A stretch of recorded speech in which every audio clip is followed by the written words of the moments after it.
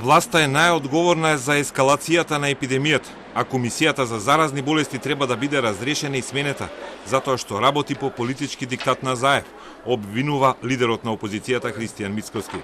Верувавме дека се водат по Хипократовата заклетва, ама се покажа дека тие се водат по Заевовиот диктат. Повеќето се директори поставени од оваа власт, предводени од докторот со политички амбиции Караджовски. И може да се каже дека во најголема мера ги сервисираат потребите и барањата на Бихачка и Заев, наместо потребите на системот кој не покаже отпорност кон оваа деликатна здравствена ситуација.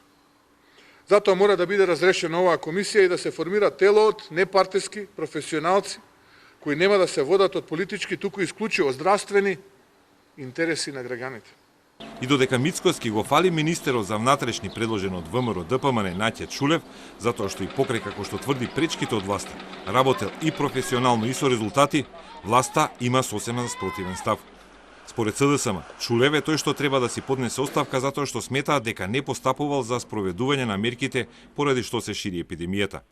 Чулев и Мицкоски немаат никаква почит ниту кон здравствените работници, ниту кон експертите од Комисијата за заразни болести, која наместо да ја поддржат, бараат нејзино разрешување и со тоа сакаат да ги остават граѓаните на цедило, обвинуваат од владеачката партија. Лажната опуштеност на граѓаните, меѓу другото, се должи на изјавите на министерот за внатрешни работи дека нема да ги казнува граѓаните, со што веројатно и заедно со мерките за попуштање на строгите полициски часови кои што ги имавме, придонесе да се создаде една лажна слика кај граѓаните дека ете кризата е готова здравствена и дека не може да ни се случи повторно ескалација на пандемијата. Така што ете вчерашниот ден и вчерашните бројки за кои се надевам дека нема да се повторат.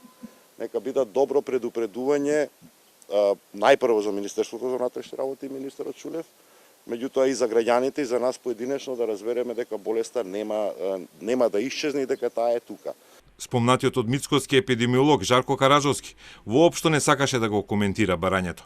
Директорот на Здравствениот дом Скопје Виктор Исјановски, кој по функција е член на Комисијата за заразни болести, вели дека се што треба сторил во рамки на својата институција и дека лично тој бара оставка од Мицкоски.